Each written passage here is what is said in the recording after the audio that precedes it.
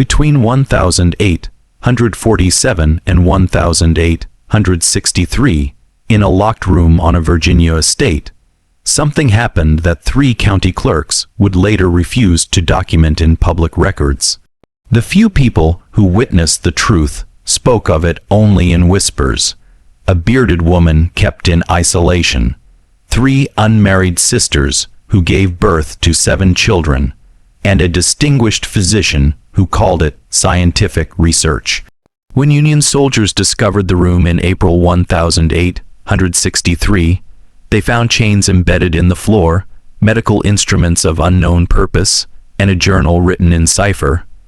The officer who read that journal 43 years later would write in his personal notes, "I have seen battlefields and mass graves, but nothing disturbed me like understanding what transpired in that room." The case involved a woman the family referred to only as the specimen. Someone whose very existence challenged every assumption about human biology, and whose captivity served purposes that no court of that era had language to prosecute. 17 mi from Charlottesville, buried in fragmentary records and testimonies taken decades after the fact, lies a story so disturbing that 2 generations tried to erase it from history. Before we continue with the story of what really happened in that eastern wing, and why a bearded slave woman became central to one family's darkest secret, make sure to subscribe to Liturgy of Fear and hit that notification bell so you never miss our investigations into America's most disturbing historical mysteries. And please comment below telling us what state or city you're listening from. We love knowing where our audience of truth seekers is located. The question that will haunt you for the next hour is simple. What could possibly justify keeping a human being locked away for 16 years? The spring of 1847 arrives cold and damp across the Virginia Piedmont. In Albemarle County, 17 mi southwest of Charlottesville, morning fog settles into the valleys like spilled milk, and the air carries the smell of wet earth and wood smoke from 1,000 chimneys. Covington Manor sits on a rise overlooking 800 acres of cultivated fields and forest. The main house, Georgian brick with white columns, speaks of old money and older certainties. Inside, Dr. Edmund Covington stands at his study window, watching the fog burn off under weak March sunlight. He's 41 years old, balding with the kind of methodical precision that makes him both an excellent physician and an unsettling dinner companion. His 3 daughters move through the house with practiced quietness. Sarah, 22, sits in the morning room with a Latin text open on her lap, though her eyes keep drifting to the window. Elizabeth, 20, practices piano scales in the parlor, the same scales over and over until the repetition becomes almost hypnotic. Margaret, just 17, helps the household staff prepare breakfast, her hands efficient, but her mind clearly elsewhere. The girls grew up without a mother. Caroline Covington died in 1832, and Edmund raised his daughters himself, or rather raised them according to principles he'd developed through careful study. He educated them beyond what was typical for Virginia girls of their class. They read philosophy, studied mathematics, learned basic anatomy from his medical texts. He told them knowledge was power, and power was survival. What he never told them was what kind of knowledge he was actually seeking. In the quarters behind the main house, 37 enslaved people wake to another day of work. They know the routines of Covington Manor intimately: when to be visible, when to disappear, when to speak, when silence is the only safe response. The doctor isn't cruel by the standards of Virginia slaveholders, but there's something about his attention that feels worse than cruelty. He watches people the way a naturalist watches insects under glass. Silas Fletcher, the senior field hand, stands outside his cabin and studies the main house in the distance. Something's changing. He can feel it the way animals feel storms coming. The doctor's been agitated for weeks, reading letters late into the night, making trips to Lynchburg and Richmond. Something's coming to Covington Manor, and Sela's knows from long experience that when masters get excited about new acquisitions, enslaved people pay the price. He's right. That afternoon, a covered wagon arrives at the manor. The doctor himself goes out to meet it, which is unusual. He normally sends an overseer to handle such things, but today, he's there at the wagon bed speaking in low tones with the driver, then reaching up to help someone down. My Dalton, working in the kitchen garden, catches a glimpse of the new arrival. At first, she thinks it's a young woman. The figure wears a simple dress, moves with a certain delicacy, but then, the person turns and sees something that makes her drop the basket of herbs she's carrying. A beard, not thick stubble or a few stray hairs, but an actual beard. Dark, visible, growing across a face that otherwise looks entirely feminine. The doctor leads the newcomer directly into the house, through a side entrance, never seen used before. They disappear inside, and the door closes with a sound of finality. By evening, the household staff has pieced together fragments of information. The new arrival is named Jordan Tinsdale. She came from the Tinsdale estate near Lynchburg, sold at auction after old Charles Tinsdale died. The price was unusually low, $340, because no one else wanted to bid on someone so peculiar. The auction master had listed her as female, age 19, unusual aspect, unsuitable for normal labor. What made Jordan unsuitable is apparent to anyone who sees her. The beard that grows despite her feminine features. Her voice that falls somewhere between male and female registers. The way her body seems to confuse every expectation of what a woman should look like. Dr. Cowington sees something else entirely. He sees the rarest of medical phenomena walking into his home. A living example of what physicians are only beginning to understand about human development, about the ways bodies can develop characteristics of both sexes, about the mysteries of generation and heredity. He sees an opportunity that might never come again. That first night, Jordan sleeps, if sleep is the right word, in a room in the eastern wing of the house. It's not the quarters where other enslaved people lie. It's not a bedroom in the family section, it's something in between, a space that was once a storage room now hastily furnished with a bed, a washstand, a chair. The door has a lock on the outside. Jordan sits on the edge of the bed, still wearing the dress from the auction, and tries to understand what's happening. She's been owned by 3 different people in her 19 years. She's been stared at, examined, discussed like a curiosity, or a problem to be solved. But she's never been brought into a master's house like this, never been given a private room, never been the focus of such intense interest from someone with the doctor's particular expression. Not lustful, not even cruel, but fascinated, clinical. She thinks maybe that's worse. Downstairs, Dr. Cowington sits in his study, writing in a leather-bound journal.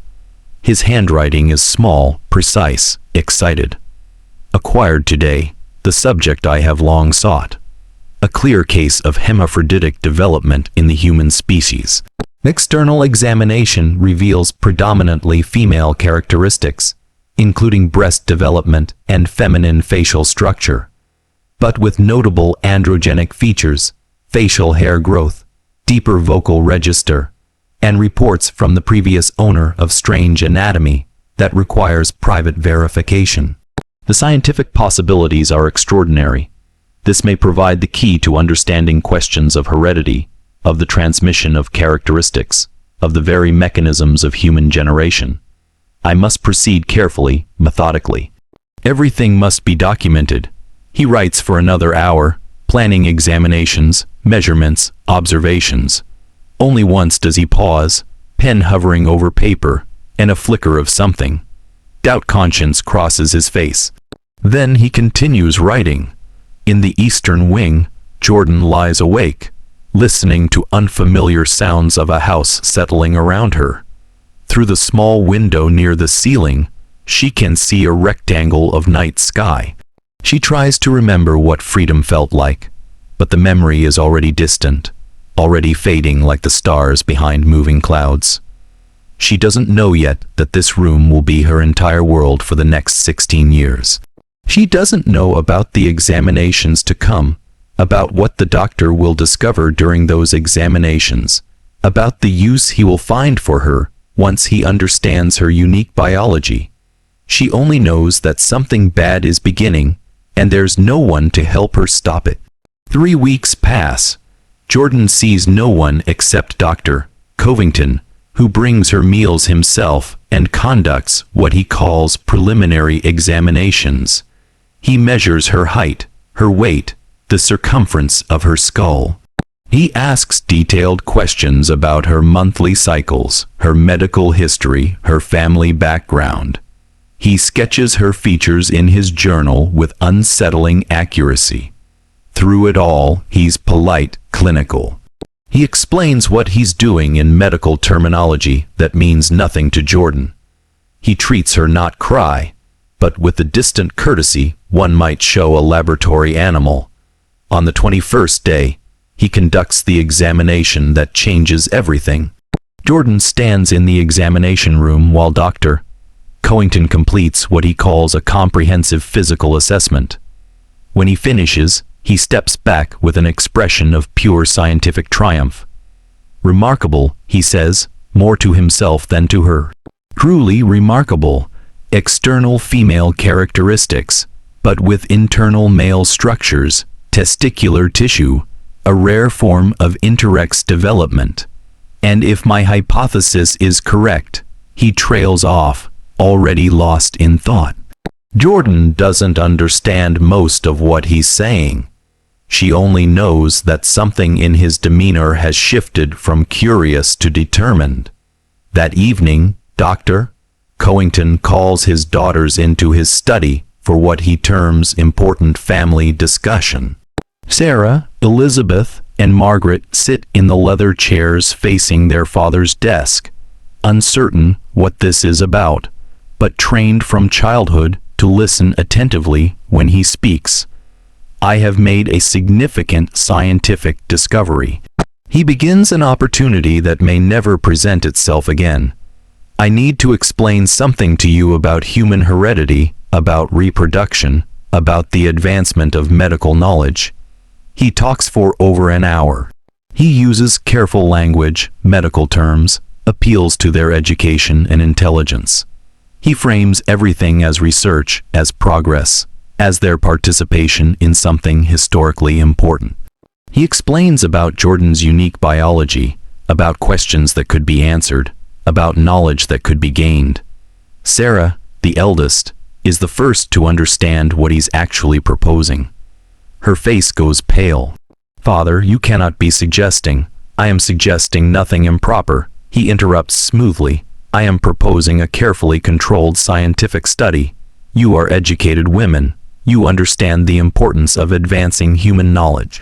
What I'm asking requires sacrifice, yes, but sacrifice in service of something greater than ourselves.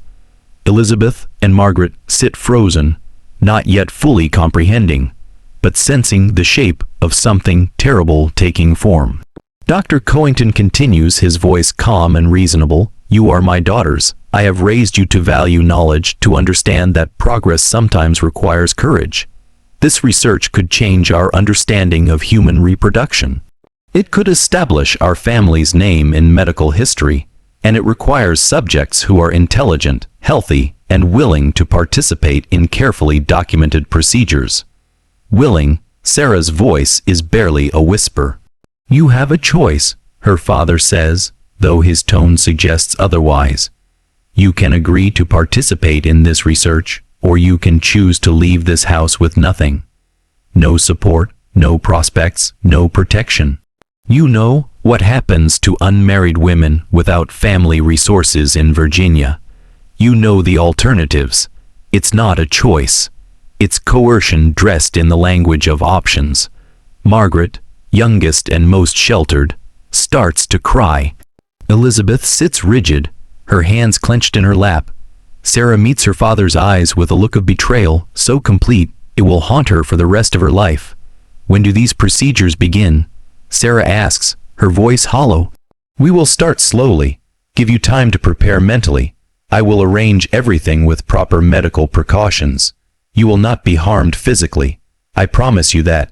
He believes his own promise. In his mind, what he's proposing is a medical procedure, no different from any other treatment. He has convinced himself that science justifies anything, that knowledge gained outweighs any temporary discomfort, that his daughter's participation is a gift to posterity. This is what makes Dr. Edmund Covington truly dangerous, not malice, but absolute conviction in his own rightness. The daughters leave the study in silence. They go to Sarah's room and sit together, not speaking, not crying, just existing in the shared horror of understanding that their lives have fundamentally changed, and there is no escape. In the eastern wing, Jordan sits in her locked room, unaware that she has just become central to a plan that will destroy everyone it touches. Herself, the daughters, the children who will be born, everyone except the man who designed it all. The first procedure happens 3 weeks later in April 1847. Dr. Covington prepares the Eastern Wing room with medical instruments, cleaned linens, detailed notes. He explains to Sarah, again using careful clinical language, exactly what will happen. He treats it as a medical appointment, a treatment, a procedure. Sarah goes to that room feeling like she's walking to her own execution. What happens behind that locked door cannot be detailed here. Not because it's too graphic for telling, but because some acts resist description, even by those who endured them. What can be said is this. When Sarah emerges 2 hours later, she is fundamentally changed. Something in her eyes has died. She walks back to her bedroom like a stranger in her own body. Jordan stays in the Eastern Wing, alone with the weight of what has been done through her, with the knowledge that she was used as an instrument of violation, with the horrific understanding that this is likely only the beginning.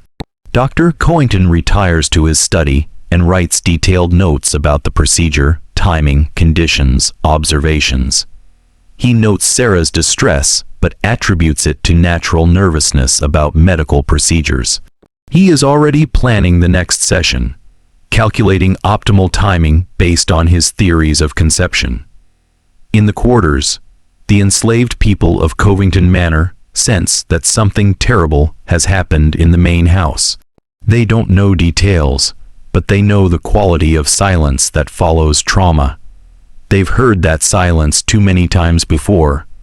My Dalton carrying linens upstairs later that evening catches a glimpse of Sarah through a partially open door. The young woman sits by her window, staring at nothing, her face reflecting the kind of devastation that comes not from a single moment of violence, but from the betrayal of trust by someone who should have protected her. Mai wants to ask if she's all right, wants to offer comfort, wants to do something, but she knows the rules. Enslaved women don't question what happens to white daughters in their fathers' houses. To ask would be to invite punishment. So she walks past carrying the clean linens, maintaining the silence that allows horrors to continue. The household settles into an uneasy rhythm. Days pass, weeks. Dr. Covington continues his research, conducting additional sessions with Sarah, according to his calculated schedule. He takes meticulous notes. He treats everything as scientific inquiry, never acknowledging, perhaps never truly seeing the human cost of his experiments. By July, Sarah shows signs of pregnancy. Dr. Covington's journal entry that day contains genuine excitement. The hypothesis appears confirmed. Successful conception has occurred. This proves that the subject possesses functional reproductive capability despite predominantly female external presentation. The implications for our understanding of human generation are profound. He notes Sarah's physical symptoms with the same clinical detachment. Morning sickness is recorded as expected maternal adaptation. Her depression is emotional volatility common in early gestation. Sarah herself barely speaks anymore. She moves through the house like a ghost, performing her duties mechanically, avoiding mirrors, avoiding her sister's eyes. Elizabeth and Margaret watch their sister's transformation with growing dread, knowing their turn is coming. In September, Dr. Covington begins the same process with Elizabeth. The pattern repeats. The careful preparations, the clinical language, the locked room, the emerged daughter who is no longer quite herself. Elizabeth handles it differently than Sarah, not with silent withdrawal, but with frantic compliance, as if perfect obedience might somehow make it hurt less. It doesn't. By November, both daughters are visibly pregnant. Dr. Covington begins crafting the fiction that will explain these pregnancies to the outside world. He invents the Hartwell family, 3 brothers, traveling merchants conveniently away on business.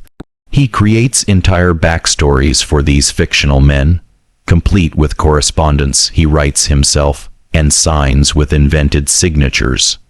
The lie is elaborate and completely unnecessary. No one outside the household will question too closely.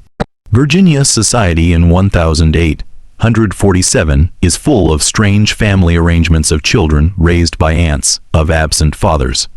Dr. Covington's reputation as a respectable physician provides cover for almost anything. But he creates the fiction anyway, not for others, but for himself.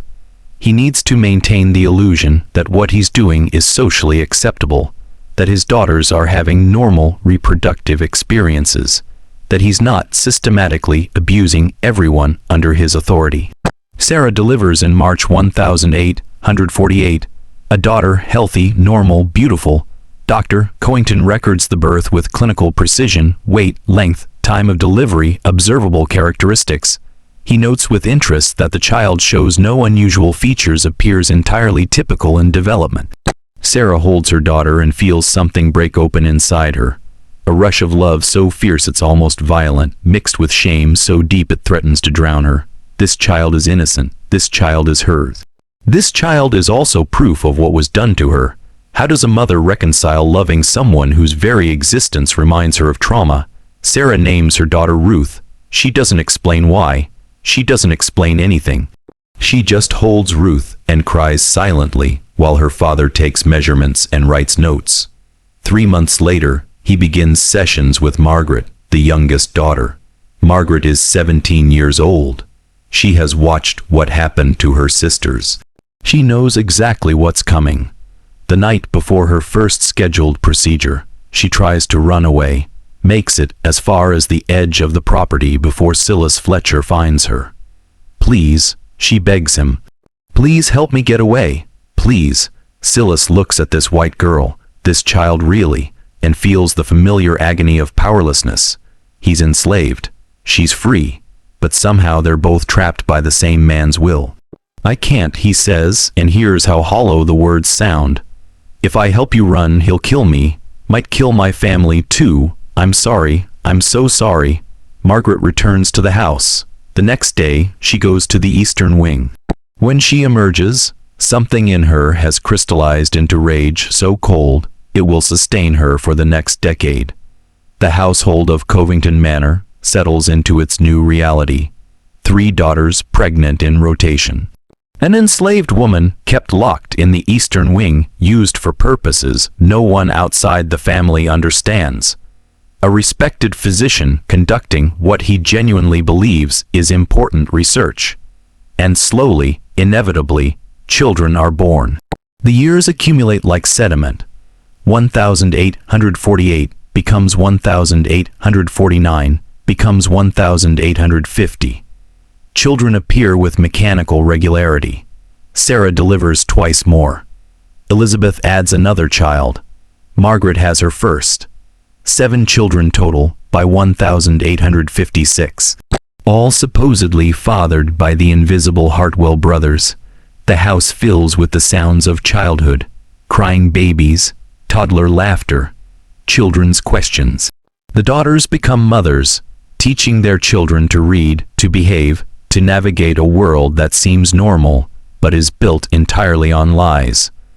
My Dalton, still working in the household after nearly a decade, watches the children grow with complicated feelings. They're beautiful children, bright, healthy, curious. They call their mothers mama, but have been taught that their fathers are away on business. The oldest, Ruth, is now 8 years old and starting to ask uncomfortable questions. "When will Papa come home?" she asks Sarah one morning. Sarah's hands freeze over the breakfast dishes. "Soon, darling. Papa will come home soon. But Papa will never come home because Papa doesn't exist." Jordan remains in the Eastern Wing, her life reduced to a cycle of isolation, punctuated by the doctor's visits. She's now 27 years old, but looks older. The years of confinement have left her thin, hollow-eyed, moving with the mechanical efficiency of someone who has stopped expecting anything from life. The doctor still brings her meals personally, still conducts his examinations, still uses her for his research whenever his calculations determine the timing is optimal. He treats her with the same clinical courtesy he always has. Never cruel, never kind, just relentlessly methodical. Sometimes during the procedures with the daughters, Jordan tries to make eye contact with them, tries to communicate something, sympathy, or shared understanding or apology. But the daughters keep their eyes closed or fixed on the ceiling. To acknowledge Jordan as a person, to see her humanity would make the whole situation impossible to endure. So everyone maintains the necessary fictions. Jordan is a specimen, the procedures are medical research, the children are gifts from traveling fathers. Everything is fine, except nothing is fine. In 1851, Dr. Marcus Whitfield visits Covington Manor to consult on a medical case in the county. He's an old colleague of Edmund's from medical school, and he arrives expecting pleasant conversation and professional consultation. What he finds instead troubles him deeply. "Your household is unusual, Edmund," Whitfield observes carefully over dinner. "3 daughters, 7 children between them. Yet I see no husbands, no male relatives, just you and the children and your daughters. The fathers are traveling," Edmund explains smoothly. The Hartwell brothers, merchants and military men, often away on business. "All 3 brothers married your 3 daughters. That's quite a coincidence. Not a coincidence, a deliberate family connection. We value keeping relationships close." Whitfield doesn't quite believe this, but what alternative explanation could there be? He lets the matter drop. Later, searching for medical supplies, Whitfield tries a door in the Eastern Wing and finds it locked. What's in there? Edmund's expression hardens almost imperceptibly. "Storage medical specimens not relevant to your visit." That night, alone in the guest room, Whitfield writes in his journal, "Something is wrong at Covington Manor. I cannot articulate what exactly, but I have the distinct sensation of a household maintaining elaborate pretenses. Edmund has always been eccentric, but this feels like something more troubling. However, without evidence of actual wrongdoing, what can I say? That I have suspicions that the atmosphere feels wrong. These are not grounds for action." He leaves the next morning, his suspicions unvoiced, his concerns dismissed as perhaps being uncharitable toward an old friend. Silence holds. The children continue to grow. Ruth, now 10 years old, has become especially close to her cousin James, Elizabeth's eldest son. They play together, study together, occasionally whisper about how strange it is that they've never met their fathers. "Do you think they're real?" James asks one afternoon when they're alone in the library. "Mommy says they're real," Ruth answers carefully. "That's not what I asked." Ruth looks at her cousin and sees her own doubts reflected there. "I don't know. Something feels wrong, but I don't know what." They drop the subject, but the seed of questioning has been planted in the quarters. The enslaved community has developed its own understanding of what's happening. They don't know details. How could they? But they know Jordan exists. Know she kept separate. Know the daughters keep having children without any men around. Doctor's doing something unholy, whispers one of the field hands during evening gathering. Using that woman somehow. Don't know how, don't know why, but it ain't natural. Natural or not ain't our business. Silas says, Firmly, we got enough to worry about keeping ourselves alive without wondering about white folks' secrets. But privately, alone in his cabin at night, Silas thinks about Margaret begging him to help her run away all those years ago. He thinks about the look in Jordan's eyes the few times he glimpsed her being moved between rooms. He thinks about the daughters who no longer smile, who move through life like people serving sentences. He thinks about how slavery isn't just about field labor. It's about power, and power unchecked creates monsters. Dr. Covington, approaching his 60th year, shows no signs of slowing his research. His journals fill shelf after shelf. Detailed observations of the children's development, notes on inherited characteristics, theories about the transmission of traits. He's convinced he's on the verge of significant scientific breakthroughs. In reality, he's simply documenting the consequences of prolonged abuse. By 1860, Sarah is 35 years old, Elizabeth 33, Margaret 28. They've spent 13 years living in their father's constructed reality, raising children born from circumstances they never chose, maintaining fictions that grow more elaborate with each passing year. The oldest children are teenagers now, old enough to notice inconsistencies, to ask harder questions, to sense that something fundamental doesn't make sense about their family and the nation around them is fracturing. Political tensions between North and South intensify. Talk of war fills newspapers. Virginia debates secession. The world that allowed Dr. Covington to operate with impunity for over a decade is beginning to crack. In the eastern wing, Jordan sits by her small window and watches the seasons change. Spring to summer to fall to winter, year after year. She's 33 years old now, has spent half her life in this room, has been used in ways she still doesn't fully understand how to name. Sometimes she tries to remember what hope felt like. Sometimes she tries to imagine a future beyond these walls. Mostly, she just exists day to day, waiting for nothing in particular because wanting something would hurt too much if it never came. The household continues its routines. Meals are served.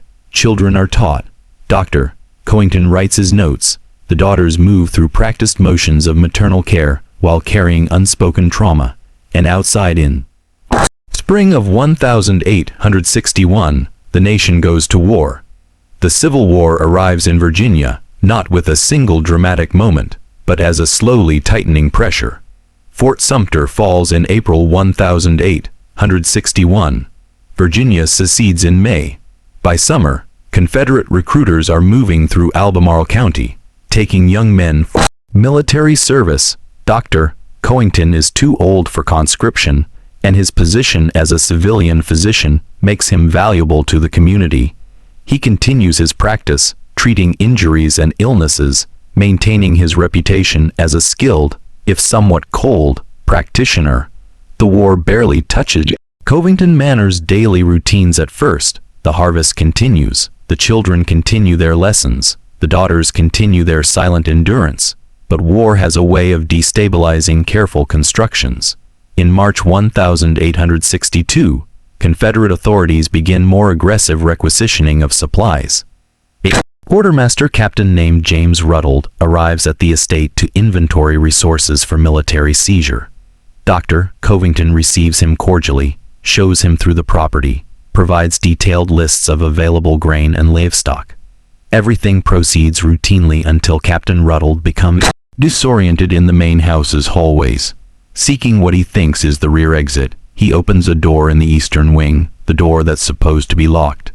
Inside, Jordan sits on her bed wearing the same simple dress she's worn for years.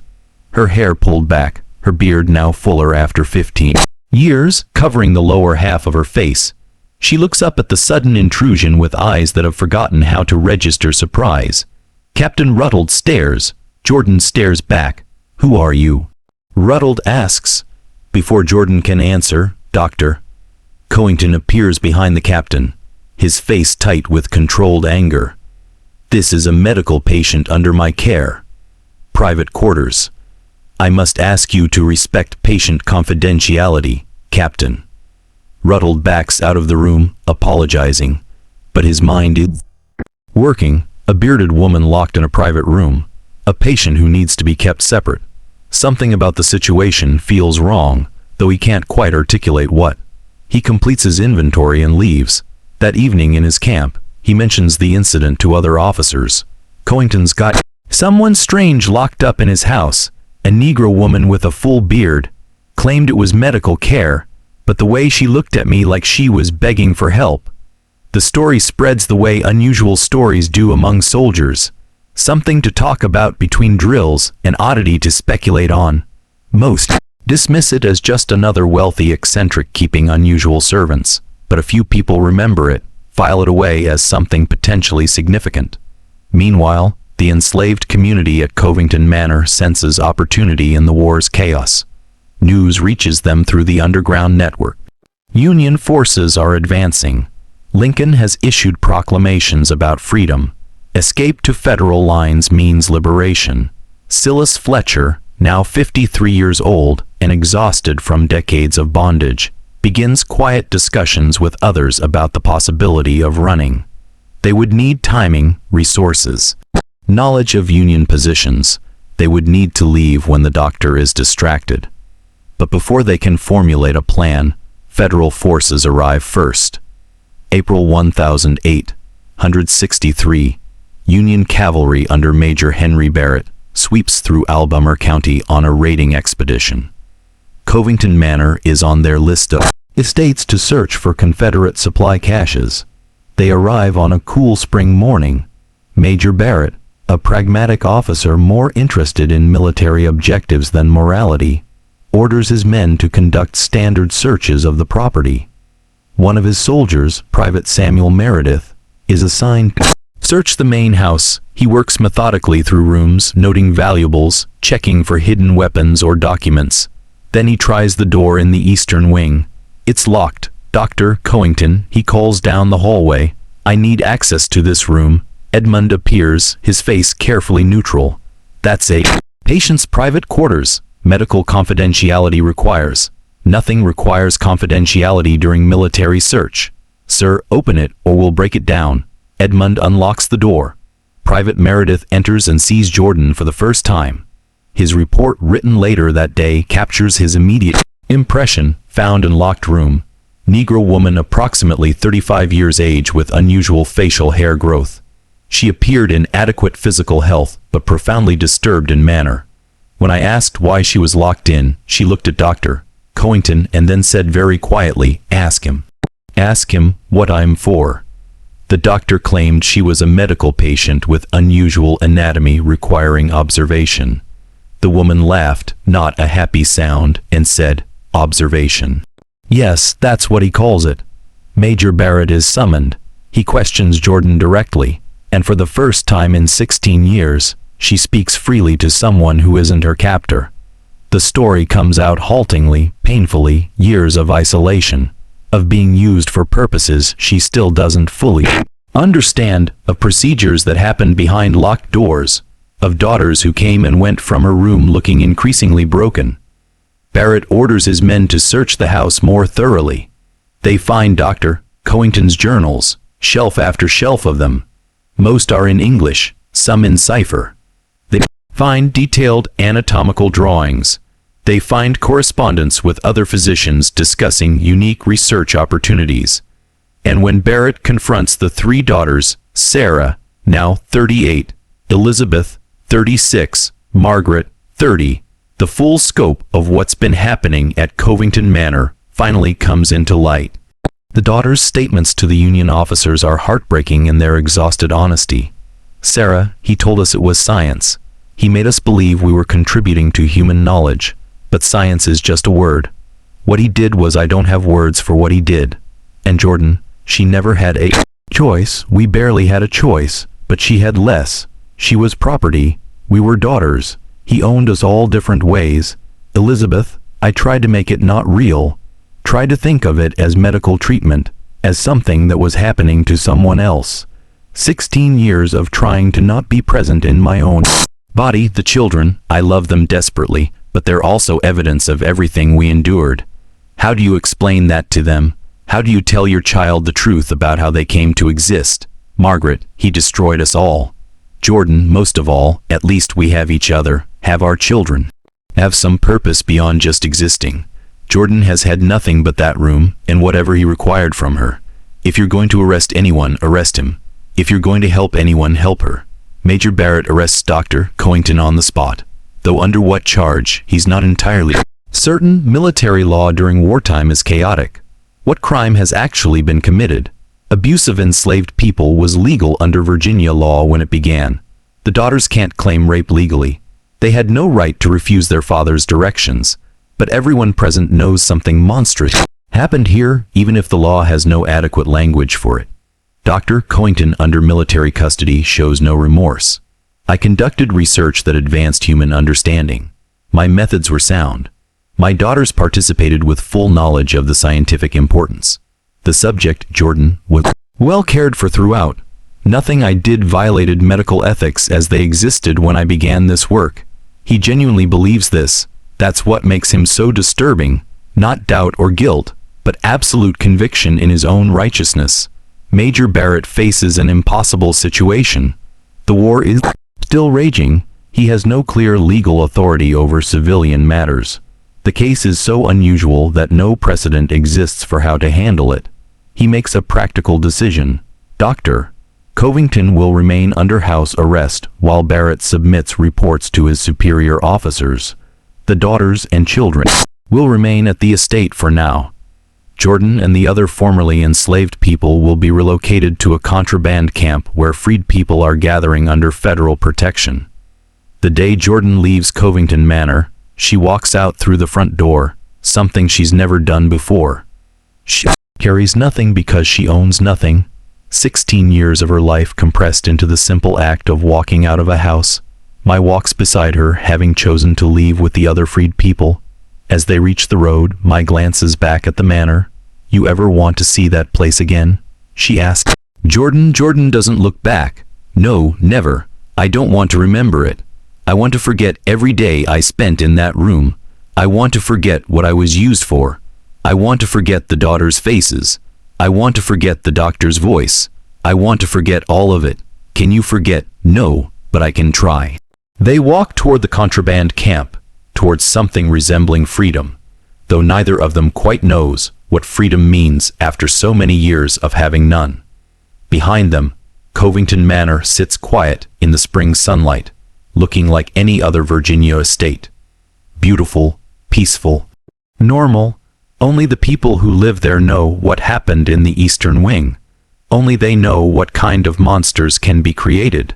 When authority goes unchecked, when science becomes an excuse, when human beings are reduced to instruments of someone else's curiosity. The contraband camp outside Charlottesville sprawls across what was once a tobacco field. Hundreds of formerly enslaved people crowd into makeshift shelters, tents, lean-tos, converted barns. The Union Army provides minimal support, some rations, some medical care, but mostly just the promise that they won't be returned to bondage. Jordan finds herself in this chaos with no preparation for how to exist as a free person. She's 35 years old, but has the life experience of someone who spent 16 years in a single room. Everything overwhelms her. The noise, the crowds, the choices she's suddenly expected to make about where to sleep, what to eat, where to go. My stays close, guiding her through basic decisions, but even my can't help with the deeper problem. Jordan doesn't know who she is beyond what she was used for. Other freed people in the camp try to be kind, but Jordan's appearance makes social connection difficult. The beard, the ambiguous voice, the way her body doesn't quite match any category people understand. It all marks her as different, and different means isolated, even among people who are themselves outcasts. She finds work doing laundry, simple physical labor that requires no interaction. She moves through days mechanically, speaking to no one unless necessary, sleeping fitfully in a corner of a crowded tent, existing but not quite living. Private Burke, one of Major Barrett's soldiers, makes several attempts to talk with her. He's genuinely concerned, genuinely trying to help, but his questions, how do you feel? What do you want to do? What are your plans? Make no sense to Jordan. I don't feel. She finally tells him one afternoon, "I don't want, I don't plan, I just am. That's all I know how to do. You're free now," Burke says, trying to sound encouraging. "You can make your own choices." Jordan looks at him with eyes that have seen too much. "Free to do what? I've been locked in a room since I was 19.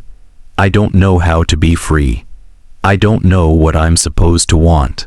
And even if I did this," she gestures at her face, her body, "makes me a curiosity anywhere I go. People stare, people whisper, people wonder what I am." At least in that room, only one person stared. The conversation haunts Burke. He writes about it in letters home, trying to process what he learned at Covington Manor, trying to understand what justice would even look like in this situation. Meanwhile, back at the estate, Dr. Covington remains under house arrest, confined to his property, but otherwise comfortable. His daughters and grandchildren continue living there, maintaining routines out of sheer necessity. The children need to eat, need lessons, need some semblance of normally. But normally is impossible now.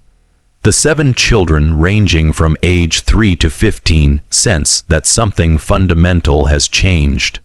Ruth, the eldest at 15, confronts her mother Sarah directly. The soldiers were asking questions about father. Ruth says about where he came from, about who our fathers really are. Sarah's hand's still on the mending she's doing. "What did you tell them?" "I told them I'd never met my father, that he was traveling." "That's what you always told us." Ruth's voice is sharp with emerging anger. "But that's not true, is it? There is no traveling merchant named Samuel Hartwell. You made him up." Sarah sets down her sewing and meets her daughter's eyes. For 16 years she's maintained lies. For 16 years she's protected her children from truth. But the structure is collapsing, and she can't hold it together anymore. "No, he's not real. Then who is my father?" Sarah closes her eyes. How do you explain the unexplainable? How do you tell your daughter she was conceived through coercion? That her grandfather used an enslaved woman to impregnate his own daughters? That her very existence is evidence of crimes so disturbing that Major Barrett had no legal framework to prosecute them? Someone who had no choice, Sarah finally says. Someone who was used like we were used by someone we should have been able to trust. Grandfather? Yes, Ruth sits with this for a long moment. She's 15 years old, intelligent, educated by her grandfather's own curriculum. She understands biology. She understands power. She understands what her mother is saying without saying it explicitly. "The woman with the beard," Ruth says quietly. "The one the soldiers freed. She's our father. Biologically, yes, but father isn't the right word. She was a victim, Ruth. Just like your aunts and I were victims. Just like you and your cousins are victims of circumstances you never chose." Ruth starts to cry. Not gentle tears, but wrenching sobs that come from suddenly understanding that her entire life has been built on foundations of horror. "What are we? What am I?" Sarah pulls her daughter close. "You are my child. You are loved. You are not responsible for how you came into this world. None of this is your fault." But Ruth can't hear comfort through the noise of her collapsing worldview. Everything she thought she knew about herself, about her family, about her place in the world, all of it has been revealed as fiction built on suffering. The other children learned the truth in similar ways over the following weeks. Some from their mothers, some from overheard conversations, some from putting together fragments of information. Each responds differently. Anger, confusion, denial, grief, but all are fundamentally changed by the knowledge. Just when we thought we'd seen it all, the horror in this story deepens further. If this account is giving you chills, share this video with a friend who appreciates dark historical mysteries. Hit that like button to support our work uncovering these forgotten truths, and subscribe to Liturgy of Fear so you never miss stories like this one. Let's discover together what happened next to this shattered family. In May 1863, military authorities finally reach a decision about Dr. Covington's case. The legal complications are insurmountable. The initial acts occurred under laws that have since been voided by war. The victims include white women who can't testify against their father under Virginia law. And the whole situation is so unusual that no precedent exists for prosecution. They release him from house arrest with a stern warning and notation in military records. No trial, no punishment, just a mark in a file that will likely never be examined again. Dr. Covington returns to full control of his estate and his household. For the daughters, this is devastating. They had hoped desperately, impossibly, that the Union Army would provide some form of justice, some acknowledgement that what happened to them was wrong. Instead, their father simply resumes his position as head of household, and they're expected to continue as before. Margaret can't accept this. The rage she's been compressing for 16 years finally breaks through. 3 days after her father's release from restriction, she walks into his study, where he sits writing as if nothing has changed. "You destroyed us," she says, her voice shaking. "You destroyed Jordan. You destroyed your own daughters. You destroyed those children who now know they're the product of whatever you want to call what you did. And you face no consequences. None." Edmund looks up from his journal, his expression one of mild irritation at being interrupted. "I conducted research, important research. The military authorities understood that even if they couldn't publicly acknowledge it, what I did was scientifically sound." Scientifically sound, Margaret repeats. "You raped your own daughters through another person. That's what you did.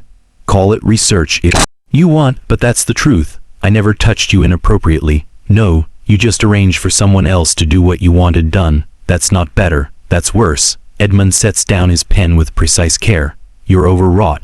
Understandable given recent disruptions, but you need to remember that this family's survival depends on maintaining dignity and discretion. These outbursts help no one."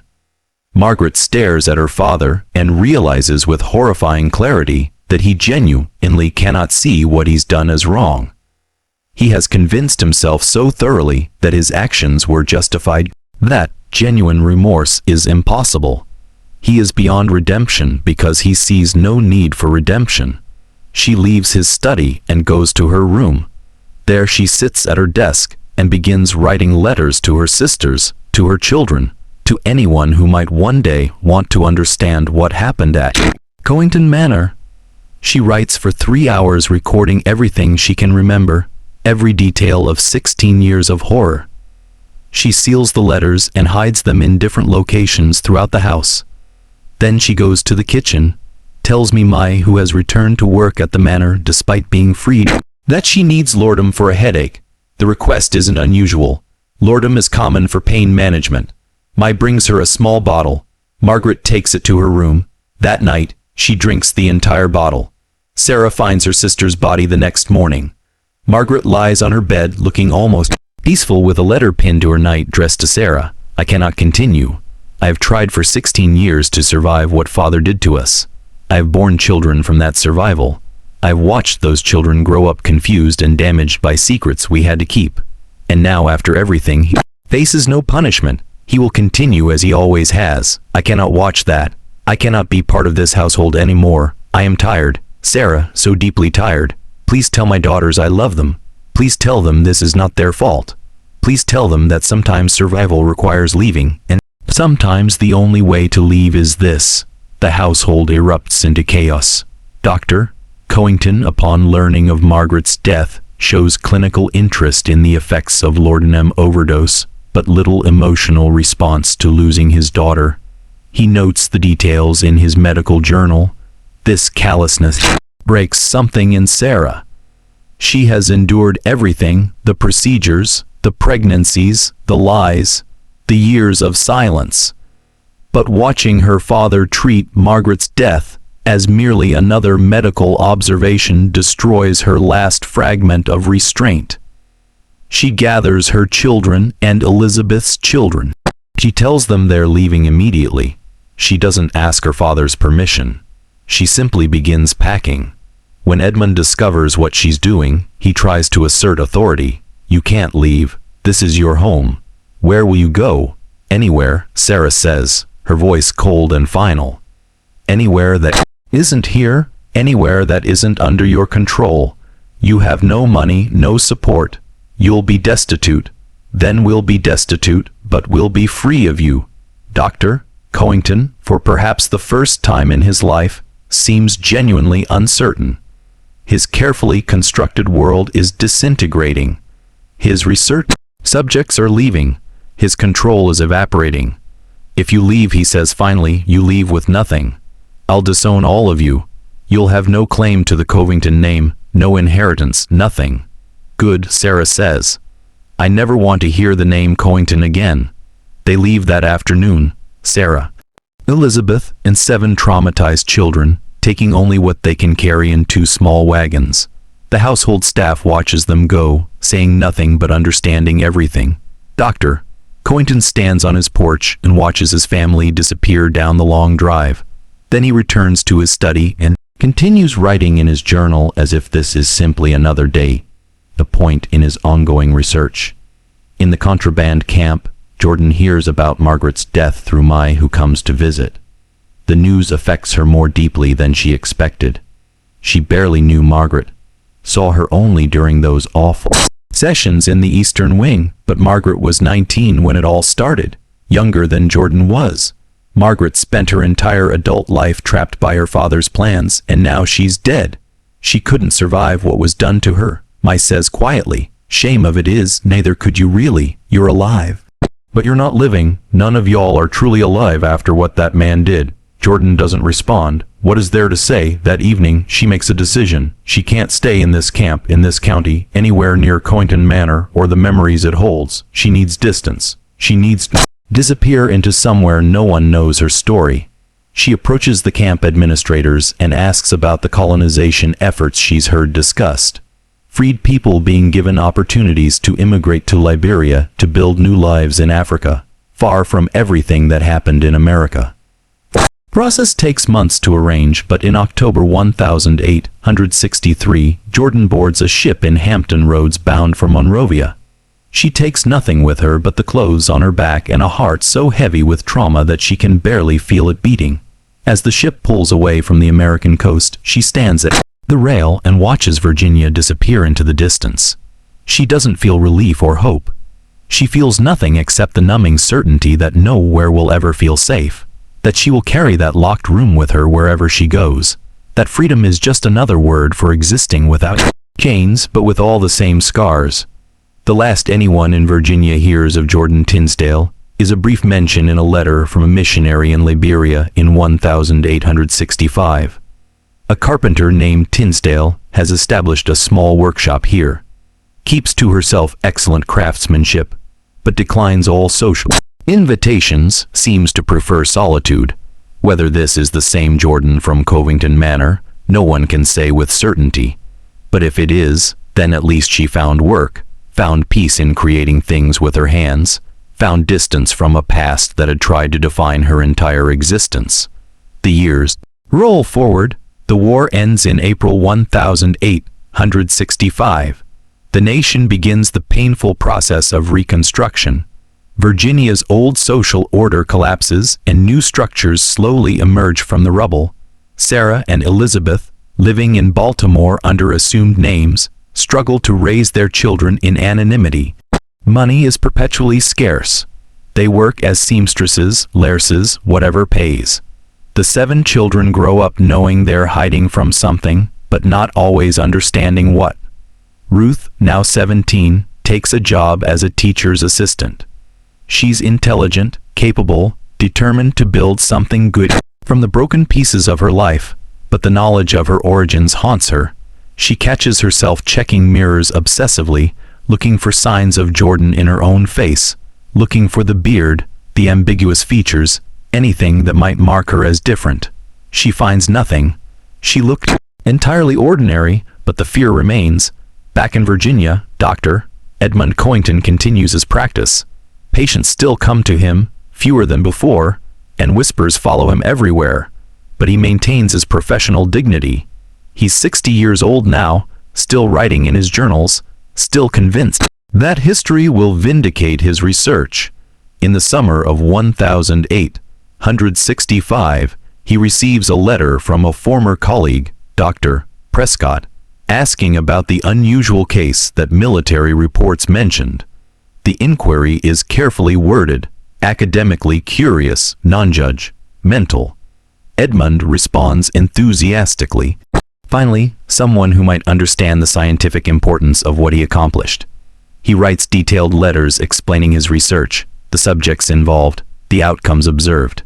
He offers to share his journals to collaborate on a paper that might be published in medical literature. Dr. Prescott's response is not what Edmund expects. I cannot in good conscience participate in documenting research conducted without consent of all parties involved. What you describe, regardless of scientific merit, represent serious violations of human dignity. I must decline your offer and strongly recommend you cease any attempts to publish this work.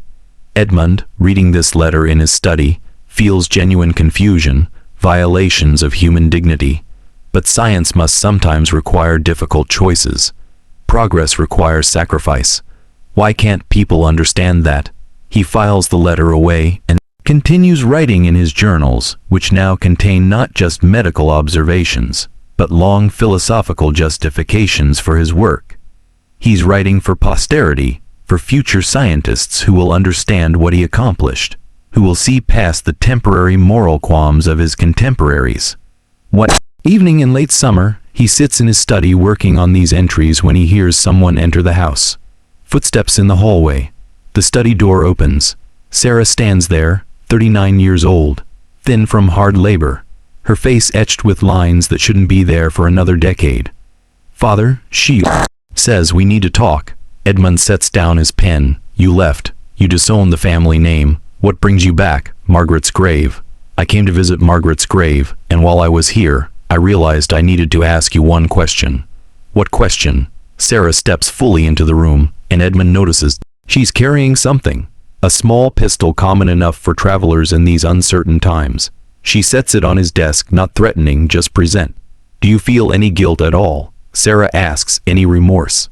Any recognition that what you did was wrong? Edmund considers this seriously. He's always prided himself on honest self-examination. I conducted research that I believed and still believe was scientifically valuable. I ensured that no one was harmed physically. I provided for everyone's material needs. I documented everything carefully. Could I have proceeded differently? Perhaps, but given the circumstances and opportunities available, I acted in ways that advanced human knowledge. So no, I don't feel guilt in the way you're asking. Sarah nods slowly as if she expected this answer but needed to hear it confirmed. You destroyed multiple lives. Mine, Elizabeth's, Margaret's, Jordan's, 7 children's. And you feel no remorse because you call it science. Science requires difficult choices sometimes. It wasn't science. It was abuse dressed in scientific language. But you'll never see that, will you? You'll die convinced you were right. I am right. Sarah picks up the pistol. Edmund tenses slightly but doesn't move. His daughter stands there holding the weapon, looking at him with an expression that contains no anger now, just exhausted finality. I came here thinking maybe I'd kill you, she says quietly. Thought maybe that would feel like justice, but now I realize you're already dead in every way that matters. You killed everything human in yourself years ago, when you decided people were just specimens. Killing your body wouldn't accomplish anything. She sets the pistol back down on his desk. I'm taking some of your journals with me, the ones that document what you did. I'm going to hide them where someday maybe someone will find them and understand what kind of monster you were. Not for my sake. I'll be dead before anyone cares, but for Jordan's sake, for Margaret's sake, for the truth's sake. Edmund starts to object, but Sarah is already gathering journals from his shelf, a dozen volumes heavy with years of observations. She loads them into a bag she brought. Goodbye, Father. I hope whatever hell exists has a special place for people like you. She leaves. Edmund sits in his study, surrounded by the remaining journals, and feels for perhaps the first time in his life a flicker of something that might be doubt. But the flicker dies quickly. He returns to writing, convinced that posterity will understand, that future scientists will see past these emotional objections, that his work will eventually be recognized for its importance. He's wrong. 3 months later, in November 1865, Dr. Edmund Covington dies. The official cause is listed as heart failure. He's alone when it happens, slumped over his desk, pen still in hand, mid-sentence in a journal entry explaining why his research was misunderstood. No one attends his funeral, except the minister required to perform the service and 2 men hired to dig the grave. He's buried in the family cemetery on the estate, next to Margaret, beneath a simple marker with his name and dates. The estate is sold immediately afterward. The new owners, a family from Pennsylvania with no knowledge of what happened there, find the house's eastern wing unsettling. The room where Jordan was kept feels wrong somehow. Cold even in summer, oppressive, heavy with something they can't name. They demolish that section of the house in 1867, reducing the eastern wing to rubble and building a new addition that has no connection to what was there before. The journals Sarah took are hidden in various locations. Some she buries, some she gives to trusted friends with instructions to keep them sealed for decades. She wants the truth preserved, but not immediately available. Wants time to pass before her children's grandchildren might encounter this history. Decades pass. The 19th century becomes the 20th. The people directly involved die one by one, taking their immediate memories with them. Ruth Brennan, she changed her surname when she married, lives until 1919. She becomes a respected teacher, raises 3 children of her own, never tells them about their grandmother's ordeal or their biological grandfather's identity. She carries the secret until her deathbed, when she finally tells her eldest daughter a simplified version. Your great-grandmother suffered terribly. Your great-grandfather was a cruel man. That's all you need to know. Elizabeth survives until 1928, working as a seamstress in Washington until her fingers can no longer hold needles. She maintains correspondence with one of her sons, who becomes a printer in Chicago. In her final letters, she writes, "I hope you build a better life than the one I had. I hope you never have to pretend to be someone you're not. I hope you can be simply and honestly yourself." The 7 children born at Covington Manor scatter across America, living under assumed names, building families carrying trauma they can't fully explain, even to those who love them. Some thrive despite their origins. Others struggle with depression, with relationships, with the weight of secrets that can't be shared. By 1900, most people in Albemarle County have forgotten about the peculiar case at Covington Manor, or rather, they remember that something odd happened there, but can't recall details. The story becomes vague local legend. A doctor who did something strange, daughters who left under mysterious circumstances, an enslaved woman with an unusual appearance. But specifics fade like old photographs left in sunlight. In 1908, a historian named Dr. Martin Prescott, son of the physician who refused to collaborate with Edmund Covington, discovers some of the sealed journals while researching antebellum medical practices. What he reads disturbs him so profoundly that he debates for months whether to make the information public. He finally publishes a carefully worded paper in 1909, titled A Case Study in Medical Ethics, Coercion and Consent in Antebellum Research. He uses initials instead of names, focuses on ethical implications rather than sensational details, and treats all victims, Jordan, the daughters, the children, with respect. The paper causes limited discussion in medical ethics circles, but doesn't reach popular awareness. It's too academic, too careful, too uncomfortable for broad readership. The Covington Manor property changes hands multiple times. By 1920, the main house is divided into apartments. By 1940, much of it is demolished. The land is subdivided and sold. Houses are built where the fields used to be. A small shopping area occupies what was once the entrance drive. The family cemetery remains overgrown and forgotten behind a new housing development. Dr. Edmund Covington's grave marker tilts at an angle, its inscription worn nearly smooth by weather and time. Margaret's grave beside it has no marker at all, her name erased as thoroughly as she tried to erase herself in life.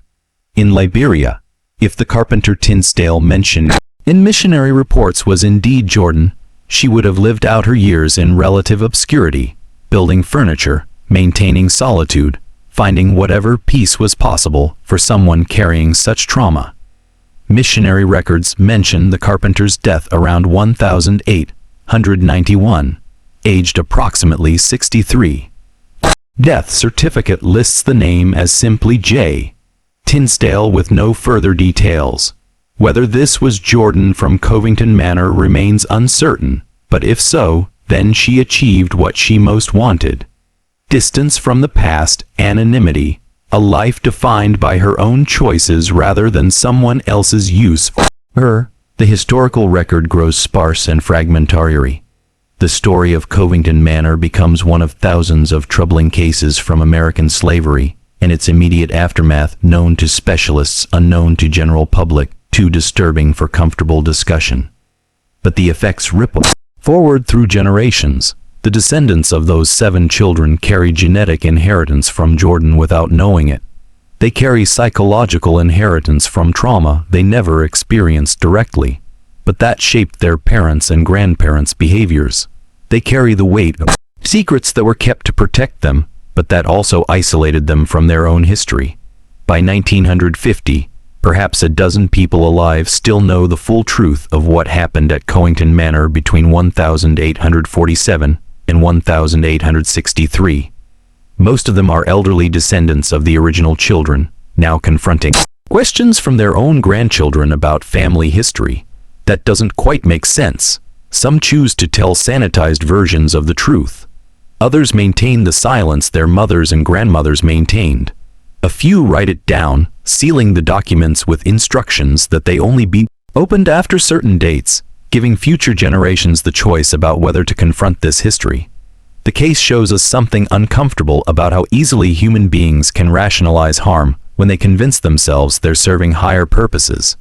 Dr. Covington genuinely believed he was advancing knowledge. He never saw himself as a monster. He saw himself as a dedicated scientist making difficult but necessary choices. This is perhaps more disturbing than simple cruelty would be. The recognition that ordinary people, intelligent people, educated people can commit extraordinary harm while maintaining their own sense of righteousness. The story also shows us how systems of power, slavery, patriarchy, medical authority can combine to create situations where multiple people are victimized simultaneously, but in different ways. Jordan had no agency because she was enslaved property. The daughters had limited agency because they were unmarried women under their father's legal control. Even the children, born free and white, were victimized by circumstances they never chose and secrets that shaped their entire lives. No justice was ever served in any meaningful sense. Dr. Covington faced no criminal charges, no professional censure, no social ostracism. He died in his bed, surrounded by his journals, convinced he'd contributed to human knowledge. Jordan found freedom but not peace, escaping physical captivity but never escaping the psychological impact of 16 years of use and isolation. The daughters found distance but not healing, living under assumed names, working hard jobs, raising children while carrying trauma they could never fully express.